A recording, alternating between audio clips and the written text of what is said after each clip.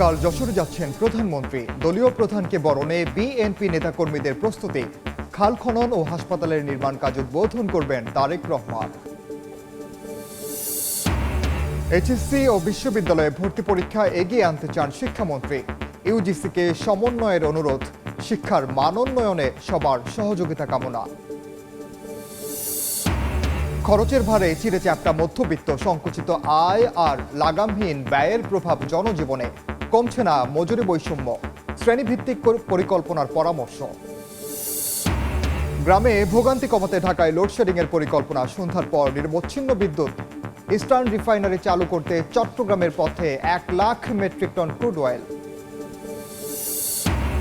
এবং ট্রাম্পের নৈশভোজে হঠাৎ গুলি, আহত 1, সন্দেহভাজন গ্রেফতার। হামলা চালিয়ে ইরান যুদ্ধ থেকে সরানো যাবে না বললেন মার্কিন প্রেসিডেন্ট।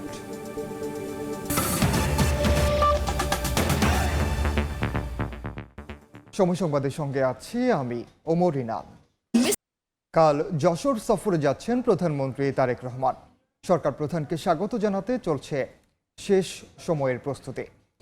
উলাসী খালের পুনঃখনন এবং যশোর মেডিকেল কলেজের 500 শয্যার হাসপাতালের নির্মাণ কাজ উদ্বোধন সহ বেশ কয়েকটি উন্নয়ন প্রকল্পের উদ্বোধন করবেন প্রধানমন্ত্রী। সরকার প্রধানের সফর ঘিরে ব্যানার ফেস্টুনে ছেয়ে গেছে পুরো শহর। প্রধানমন্ত্রীকে স্বাগত জানাতে এবং কাছ থেকে দেখতে অধীর আগ্রহে অপেক্ষায় জনপদের মানুষ। সমাবেশ সফল করতে বিএনপির উদ্যোগে চলছে ব্যাপক কর্মযজ্ঞ। জেলা জুড়ে চলছে সভা, মিছিল, লিফলেট বিতরণ সহ নানা কর্মসূচি।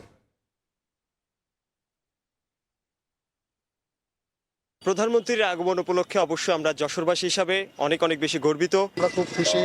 যশোরের মধ্যে একটা আনন্দ, ঈদের মতো আনন্দ সৃষ্টি হয়েছে। সদর হসপিটালের যে কিডনি ডায়ালিসিস কেন্দ্র, সেটি যন্ত্রপাতি সহ উদ্বোধন হয়ে যাবে বলে আশা করছি। যশোর একটি পুরনো জেলা হওয়ার পরে যে অবকাঠামো উন্নয়ন হওয়ার কথা ছিল, সেটা উন্নয়ন হয়নি। কিছু ডেভেলপমেন্ট হয়েছে বেগম খালেদার সময়কালে। আমি মনে করি আবার সেই গতি সঞ্চালন হবে। প্রধানমন্ত্রীর সফরের বিস্তারিত জানাতে এই মুহূর্তে যশোর ঈদগাহ ময়দানে আছেন সহকর্মী জুয়েল মৃধা। সরাসরি যাচ্ছে তার কাছে। জুয়েল, প্রধানমন্ত্রীকে স্বাগত জানাতে অধীর আগ্রহে অপেক্ষা করছে যশোরবাসী। এখন পুরো যশোর এক উৎসবের শহরে পরিণত হয়েছে। ব্যানার ফেস্টুনে ছেয়ে গেছে পুরো যশোর এবং একটি সাজ রব বিরাজ করছে। কারণ প্রধানমন্ত্রী হিসাবে তারেক রহমান এই প্রথম যশোরের মাটিতে আসছেন এবং যশোর সফর করছেন এবং তার সফরকে ঘিরে সাধারণ মানুষ, দলীয় নেতাকর্মী সকলের মাঝে কিন্তু একটি প্রত্যাশা বিরাজ করছে যে প্রধানমন্ত্রীর এই যে সফর, এই সফরকে কেন্দ্র করে যশোরের উন্নয়নে গতি পাবে এবং উন্নয়ন কর্মকাণ্ড বাড়বে। আপনাকে জানিয়ে রাখি যে প্রধানমন্ত্রী এই সফরে আগামীকাল সকালে যশোরে পৌঁছাবেন 10টায় এবং তিনি সরাসরি চলে যাবেন যশোরের শার্শা উপজেলার উলাসী গ্রামে। সেখানে উলাসী খাল, সেই 4 কিলোমিটার একটি খালের পুনঃখনন কাজের উদ্বোধন করবেন প্রধানমন্ত্রী তারেক রহমান। এই খালটি খনন করেছিলেন তার পিতা সাবেক রাষ্ট্রপতি জিয়াউর রহমান। এই অঞ্চলের ফসলের যে ক্ষেতগুলো পানির সরবরাহ নিশ্চিত করতে এই খালটি খনন করা হয়েছিল, কিন্তু বিগত সময়ের কারণে এই সমস্যা দীর্ঘায়িত হয় এবং নতুন করে খালটি খনন করা হবে। এর বাইরে প্রধানমন্ত্রী যশোর মেডিকেল কলেজের 500 শয্যা হাসপাতালে নিয়ে ভবন নির্মাণের কাজ উদ্বোধন করবেন, জনসভায় অংশ নেবেন। সব মিলিয়ে যশোরে কিন্তু একটি বিশাল কর্মযজ্ঞ চলছে এবং প্রধানমন্ত্রী যশোরের মানুষের প্রত্যাশা পূরণ করবে, এটাই যশোরের মানুষের আকাঙ্ক্ষা। যশোর থেকে এই ছিল আমার কাছে সর্বশেষ। সরাসরি যুক্ত ছিলাম যশোরে। বিএনপি সরকারের দ্বিতীয় ও চলতি অর্থ বছরের 10ম জাতীয় অর্থনৈতিক পরিষদের নির্বাহী কমিটি একনেকের বৈঠক চলছে। সচিবালয়ে আয়োজিত এই বৈঠকে সভাপতিত্ব করছেন প্রধানমন্ত্রী তারেক রহমান। পরিকল্পনা মন্ত্রণালয় সূত্রে জানা গেছে, বৈঠকে মোট 17টি প্রকল্প অনুমোদনের জন্য উপস্থাপন করা হচ্ছে। এসব প্রকল্প বাস্তবায়নে ব্যয় ধরা হয়েছে প্রায় 7,000 কোটি টাকা।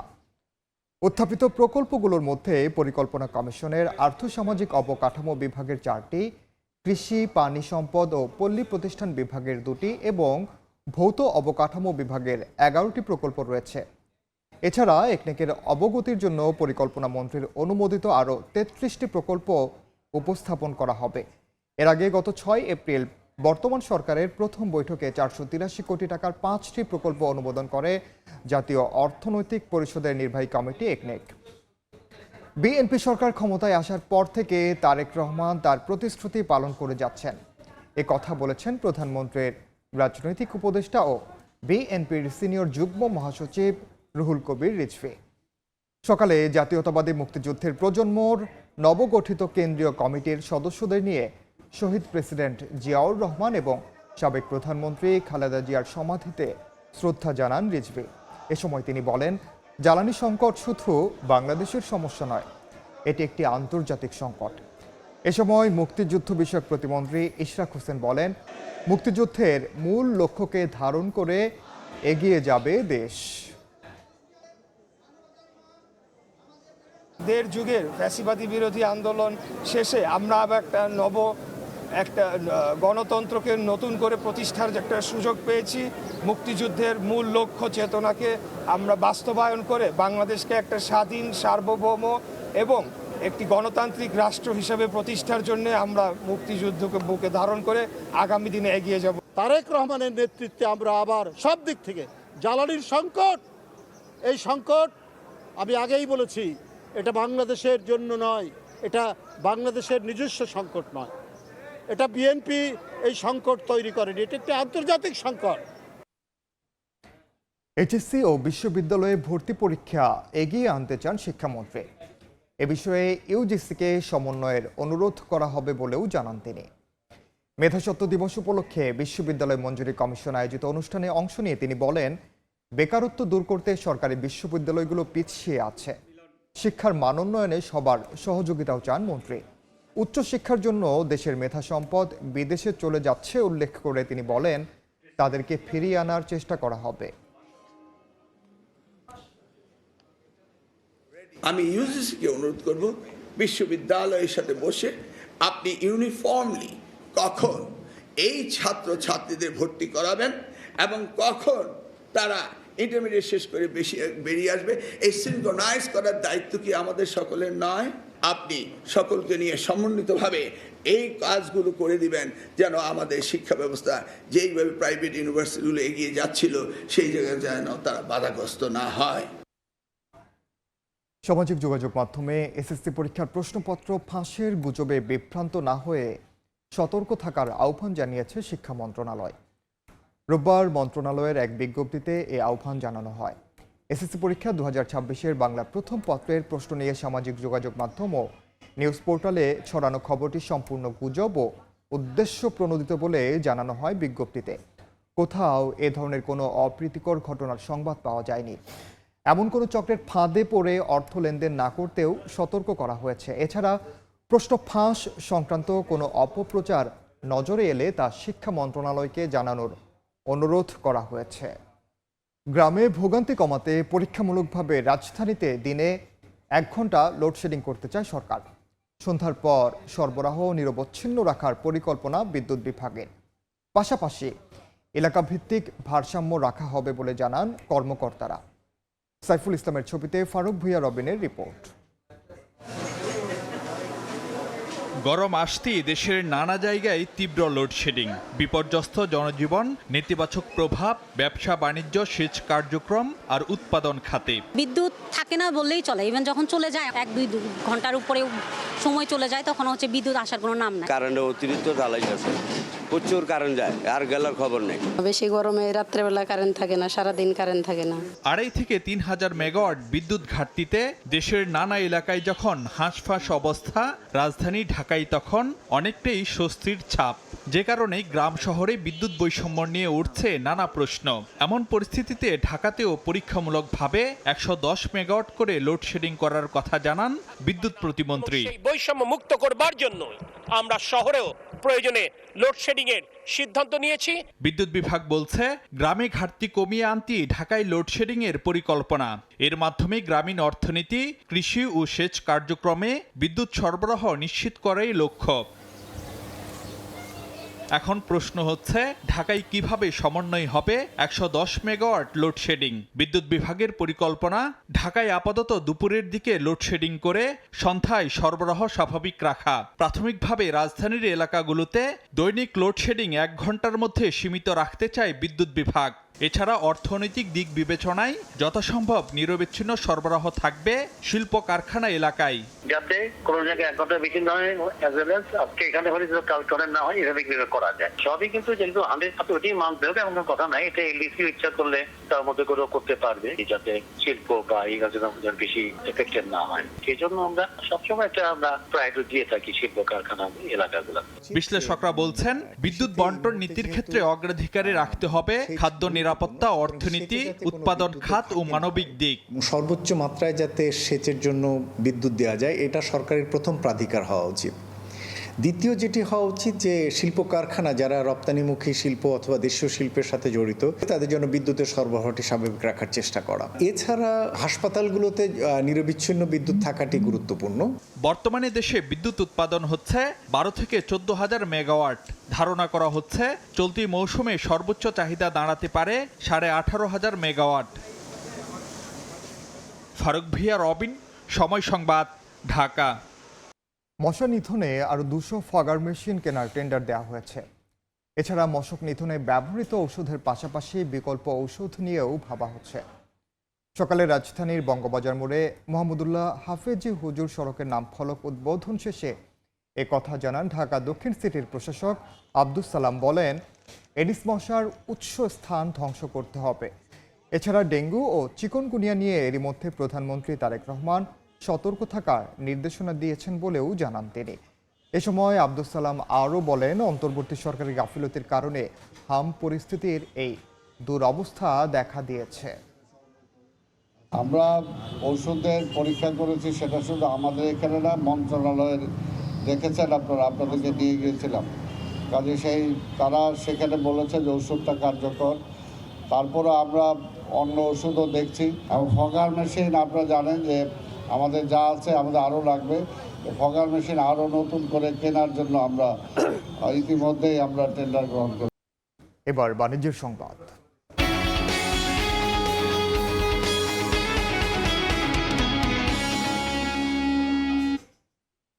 খরচের ভারে অনেকটা চিড়ে চ্যাপ্টা মধ্যবিত্ত। সংকুচিত আয় আর লাগামহীন ব্যয়ের প্রভাব কৃষি থেকে শহরের শিল্প, সেবা আর সামাজিক খাতে। বিশ্লেষকরা বলছেন, মজুরি বৈষম্য, বেকারত্ব আর মূল্যস্ফীতি আরও উস্কে দিতে পারে খরচের খাতাকে। তাই সরকারের থাকতে হবে শ্রেণীভিত্তিক সক্ষমতার সঠিক পরিসংখ্যান ও পরিকল্পনা। শেখ সালাউদ্দিনের ক্যামেরায় সেলিয়া সুলতানার রিপোর্ট। ন্যূনতম সেচের অভাব আর কাঠফাটা রোদে পুড়ে যাওয়া সবুজ ভুট্টার ক্ষেতের সাথে পড়েছে কৃষক কালামের ভাগ্য। ডিজেলের দাম বাড়ার সাথে কৃষক আনোয়ারের অসহায়ত্ব যেন আরও তীব্র হয়। ওই যে BMW গাড়ি চালায় তার যে ইনকাম, আমার তো ইনকাম না। আমি তো ফসল ফলাই, আমার তো টাকা নাই যে আমি ওরকম 2 টন 5 টন কিনে থের রাখা রেখে দিব। গ্যাসের সমস্যা নিত্য, ফলে ও পথে না হেঁটে মাটির চুলাই ভরসা। তবে দাম দস্তুরের কষাঘাতে সকালে ডিমের দাম বাড়া নিয়ে চিন্তিত ষাটোর্ধ্ব বৃদ্ধা। আগে তো 40 টাকা আলি আনতাম, আজকে বলে 60 টাকা আলি আনছি। বাজার করতে আমাদের একটু কষ্টই হয়ে যায়। মাসে যে বেতনটা পায় তারপরে দেখা যায় আরো আমাদের 10,000 5,000 মানে দেনা হইতে হয়। এলপিজি আর ভোজ্য তেলের দামে চিড়েচ্যাপ্টা ভোক্তার সংকুচিত সক্ষমতা। ভোক্তার সক্ষমতা আর দোকানির উচ্চ ব্যয়ের সামঞ্জস্যতা আনতে ধোয়া ওঠা গরম পরোটার আকার ছোট হয়ে আসে চারপাশে। কাঁচা বাজারের মিষ্টি কুমড়োও এখন আর মিষ্টি নয়। দোকানে মাছ থেকে প্রিয় হয়ে উঠেছে মাথা, কাটা আর মাছের অংশ বিশেষ। ওই যে মাথা, পেডি, লেঞ্জা এগুলো আবি যাবি কিনে নিয়ে যায়। যাদের কেনার সামর্থ্য নাই ওরা কিনে নিয়ে যায়।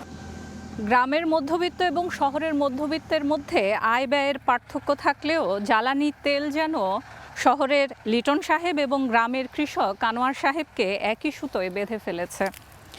এর অন্যতম কারণ, কৃষক হয়তো ভাবছেন এই যে ডিজেলের দাম বাড়ানো হলো তাতে তার উৎপাদন আগের মতো হবে কিনা, অর্থাৎ তিনি সেই খরচ তুলে নিতে পারবেন কিনা। অন্যদিকে লিটন সাহেব হয়তো দাওয়ায় বসে ভাবছেন পুরো মাস না হোক অন্তত 15 দিন কি তিনি চলতে পারবেন তার আয় দিয়ে। এমন অবস্থায় মধ্যবিত্তকে নিয়ে আলাদা করেই ভাবতে হবে, কারণ মধ্যবিত্তরাই সবচেয়ে বেশি দেশের আর্থসামাজিক, অর্থনীতি, সমাজ এবং রাজনীতিতে সবচেয়ে বেশি অবদান রাখে। বাড়ানোর বোঝাটা যদি গরিব এবং উচ্চবিত্ত তাদের উপর চাপিয়ে দেন সমানভাবে, তখন আসলে সেটা আরও বৈষম্য সৃষ্টি করে। এ তো গেল খরচের সরাসরি প্রভাব। পরোক্ষ প্রভাবে গৃহকর্ত্রী পপি এখন মাস শেষে ঋণ করতে হয়। শিশুর আবদারে কাটছাট শুরু হয়েছে আগে থেকেই। ফলে গত কয়েক বছর ধরেই মধ্যবিত্তরা বাড়ি পাল্টে, শহর পাল্টে খরচের খাতা সহনীয় করতে চান। পরিবহন খরচ বেড়ে যাওয়ায় বাজারের টুকরিতে তোলা সবজির ওজন থেকে কমেছে জুয়েলের মজুরি। লিটনের কাছে এই বাজারে মানুষের দাম সবচেয়ে কম। 10 টাকা উদে, 20 টাকা উদে। সমিতাল আপনি আমরা গেলাম আমি 965 টাকা, গ্যাস কেন লাগা 2200 টাকা, 1 টাকা কাম করছি, কাটি পড়ুম না, গ্যাস এরম না, বাল বাচ্চা দিয়ে দেখুন। জ্বালানির দাম বৃদ্ধিতে সেবা ও আমদানি পণ্যের দাম আবারও বাড়বে, এমন কড়া নাড়ছে ঘরের দুয়ারে। সেখানে 2024 সালে 1,60,000 মানুষ বেকার হয়েছেন। 2025-এ শিল্প মালিকদের তথ্যে প্রথম 6 মাসে বেকার 21 লাখ মানুষ। যুদ্ধ দীর্ঘায়িত হলে ওখানে কস্ট অফ ওয়েজ যেটা আছে সেটা বেড়ে যাবে, এবং সেটা যদি বেড়ে যায় অনেকেই কিন্তু হচ্ছে আমাদের প্রবাসী ভাই বোনেরা তারা বেকার হবেন, দেশে ফিরবেন। তাহলে বিগত 1 বা 1.5 বছর আগে যে সিচুয়েশনটা ছিল তার চেয়ে ভয়াবহ অবস্থানের দিকে যেতে পারে। সরকারি সংজ্ঞায় খাদ্য ও খাদ্য বহির্ভূত পণ্য বা সেবা ক্রয়ে প্রতি মাসে গড়ে 3,822 টাকা খরচের সামর্থ্য যদি না থাকে, তাদের দারিদ্র্যসীমার নিচে চলে যেতে হবে, যা বর্তমান বাজারে 1 মাসের গ্যাস বা এলপিজির দাম, পানি বা বিদ্যুৎ বিল বা ভোজ্য তেলের যোগফলেরও কম। 2024-25 সালে প্রকাশিত পরিসংখ্যান ব্যুরোর মতে গত কয়েক বছরে মধ্যবিত্তের জীবনযাত্রার আয়ের 42% খরচ হচ্ছে খাদ্য সামগ্রীতে। বাকি 58% দিয়ে মেটাতে হচ্ছে শিক্ষা, পরিবহন, বাড়ি ভাড়া, চিকিৎসা ও পরিষেবা ব্যয়। সংস্থাটির হিসেবে একটি পরিবারের খরচ 25 থেকে 30,000 টাকা ধরা হলেও একই সময়ে সার্ভিস রুলস হিসেবে 6 সদস্যের পরিবারের ন্যূনতম খরচে প্রয়োজন অন্তত 59,000 টাকা। সরকারি বেসরকারি চাকুরিজীবী, ব্যবসায়ী ও কৃষকের আয় বা বেতন স্কেল এক না হলেও একই বাজারে সমান দৌড় প্রতিযোগিতার রেসে নামতে হয় দরিদ্র, হতদরিদ্র, মধ্যবিত্ত, উচ্চবিত্তদের। যারা ভালনারেবল পোর বলি আমরা, যারা অলরেডি গরিব, তারা পভার্টি ডিপেন্ডিং হবে। আমরা বলি যে আপনি পভার্টি লাইন থেকে আরও নিচের দিকে সরে যাবেন। যেটা হয় যে ও জ্বালানি দাম বেড়ে গেছে, হ্যাঁ 15 টাকা, দাম করে অন্য জিনিসের দামও 15 টাকা বাড়িয়ে দেওয়া হলো আর কি। ওই জায়গায় সরকারকে একটু শক্ত হাতে এই দাম বৃদ্ধির বিষয়টাকে মনিটর করতে হবে। 2022 সালে দারিদ্র্য হ্রাসের হার 18.7% নেমে আসলেও 25-এ তা বেড়ে দাঁড়িয়েছে 21.2%। ফলে সংকুচিত আয়ের সাথে সব শিশুদের স্কুলে ধরে রাখা যায়নি। এমনকি পরিবারগুলোর খাদ্য পুষ্টিতে আপোস করায় দেশের সার্বিক উৎপাদনশীলতাতেও আঘাত করবে ভবিষ্যতে। সেলিয়া সুলতানা, সময় সংবাদ, ঢাকা। যুক্তরাষ্ট্রের ফ্লোরিডায় বাংলাদেশের শিক্ষার্থী নিহতের ঘটনায় আটক হিশামের বিরুদ্ধে পরিকল্পিত হত্যাকাণ্ডের অভিযোগ আনা হয়েছে। তদন্তকারী সূত্রগুলো বলছে হিশাম শুরুর দিকে পুলিশকে সহযোগিতা করলেও এখন মুখ খুলছে না। হত্যার ঘটনায় ক্ষুব্ধ প্রতিক্রিয়া জানিয়েছেন প্রবাসী বাংলাদেশিরা। তারা অভিযুক্ত হিশামের দৃষ্টান্তমূলক শাস্তির দাবি জানান। গেল শুক্রবার জামিলের মরদেহ উদ্ধার হলেও এখন পর্যন্ত উদ্ধার হয়নি বৃষ্টির মরদেহ। তদন্তকারী সংস্থার ধারণা, বৃষ্টিকে হত্যার পর তার দেহ কয়েক টুকরো করে নদীতে ফেলে দেয়া হয়েছে।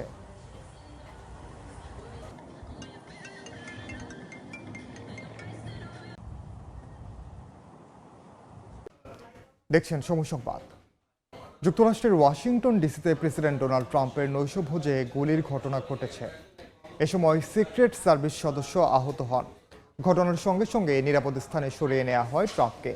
পরে অস্ত্রধারীকে আটক করে নিরাপত্তা বাহিনী। হত্যার উদ্দেশ্যেই হামলা চালানো হয়েছে বলে দাবি করেছেন ট্রাম্প। তিনি বলেন, হামলা চালিয়ে ইরান যুদ্ধ থেকে তাকে সরানো যাবে না। হামলার কারণ সম্পর্কে আনুষ্ঠানিক কিছু জানায়নি মার্কিন প্রশাসন।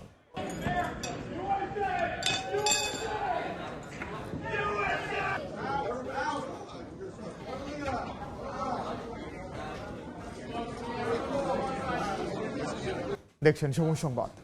এফএ কাপের খবর, পিছিয়ে গিয়েও 5 মিনিটের ব্যবধানে 2 গোল করে ইতিহাস গড়ল পেপ গার্দিওলার ম্যানচেস্টার সিটি। সাউদাম্পটনকে 2-1 ব্যবধানে হারিয়ে প্রথম দল হিসেবে টানা 4 বার এফএ কাপের ফাইনালে উঠল সিটিজেনরা। এদিকে ইপিএলে নিউক্যাসলকে হারিয়ে শীর্ষে উঠেছে আর্সেনাল। গোলশূন্য অবস্থায় শেষ হয় প্রথমার্ধ। ম্যাচের প্রায় পুরোটা সময় নিজেদের ঘর সামলাতে ব্যস্ত থাকা সাউদাম্পটন 79 মিনিটে লিড নেয়। সিটিকে চমকে দিয়ে ফিন এজাজের গোলে এগিয়ে যায় দ্য সেন্টস। ধাক্কা সামলে পাল্টা আঘাত হানতে দেরি করেনি সিটি। 3 মিনিট পর ডি বক্সের বাইরে থেকে শট নেন জেরেমি ডোকো।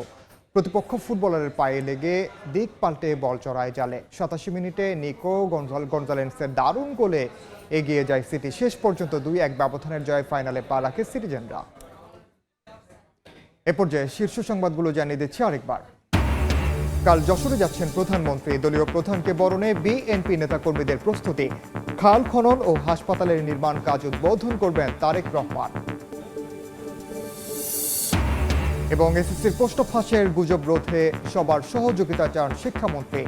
সময় বাঁচাতে এইচএসসি ও বিশ্ববিদ্যালয় ভর্তি পরীক্ষায় সমন্বয়ের অনুরোধ।